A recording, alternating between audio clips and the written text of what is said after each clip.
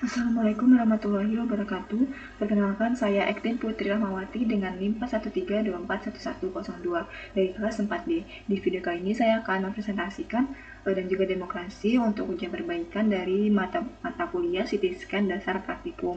Dengan Sadike, seorang wanita berusia 35 tahun datang ke radiologi dengan keluhan sesak nafas. Dokter mencurigai adanya pulmonari edema, kemungkinan evosi pleura, dan memerlukan evaluasi pada hidus dan juga parenkim paru, sehingga dilakukan pemeriksaan CT scan toraks lung non kontras.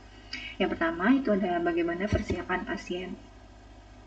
Itu kita dapat memverifikasi dan juga screening identitas, memastikan identitas pasien itu sesuai dan juga permintaan pemeriksaan serta menjelaskan sedikit prosedur yang akan dilaksanakan ke depan nantinya untuk mengurangi kecemasan pasien. Lalu yang kedua ada eliminasi artefak logam. Pasien diminta untuk mengganti pakaian ke gaun rumah sakit dan juga dapat melepas seluruh benda logam seperti kalung, benda berkawat, kancing logam maupun aksesoris lain yang dapat menimbulkan artefak. Lalu yang ketiga ada komunikasi dan juga latihan instruksi nafas. Kita dapat menginstruksikan pasien dan juga memberitahu untuk kita bakalan melakukan inspirasi maksimal yaitu dan juga menahan nafas untuk selama proses scanning itu paru-paru dapat mengembang optimal dan mengurangi artefak gerakan. Lalu selanjutnya ada prosedur pemeriksaan. Dapat dilihat seperti gambar itu dengan posisi pasien supine atau berbaring di atas meja pemeriksaan dengan feet first atau pada kaki itu lebih dekat dengan gantry ataupun duluan masuk ke gantry dengan kedua lengan di atas kepala agar tidak mengganggu hasil citra pada toraks. Lalu dapat menggunakan bantalan ataupun fiksasi pada kaki maupun kepala. Dengan posisi objek itu lateral laser setinggi simpisis pentil, lalu vertikal laser dapat tepat di garis tengah tubuh. Lalu MSP sejajar like localizer atau MSP sejajar like localizer longitudinal atau MCP sejajar like localizer pada aksilari lain. Selanjutnya parameter scanning. Dengan range scan itu batas atasnya upper apex paru, lalu bagian bawah itu ada diafragma dengan selectiveness 5 mm dengan KV 120 m auto 100 hingga 150, kolimasi 0,6 mm, pitch yaitu 0,9, lalu dengan karnal atau filter standar dan menggunakan long window yaitu WW 1500 dan juga WL min 700. Dengan post processing kita dapat membuka aplikasi Radian terlebih dahulu, lalu memasukkan data, lalu dapat mengaktifkan bagian MPR agar terlihat bagian aksial, koronal, dan sagittal. Lalu dengan pengaturan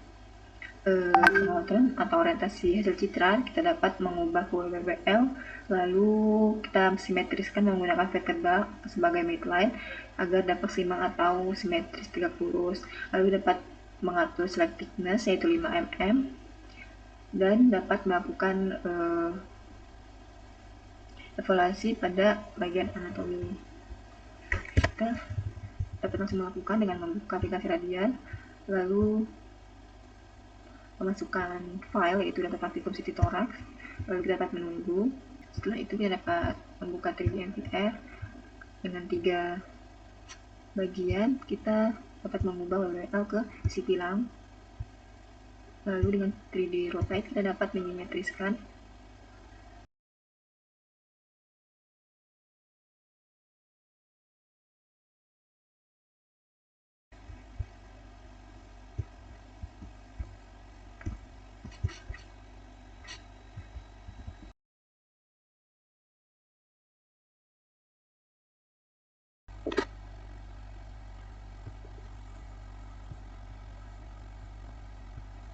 setelah kita mendapatkan ini adalah hasil citranya. Pada garis biru itu adalah pleura, lalu ada hilus dan juga ada parenkim.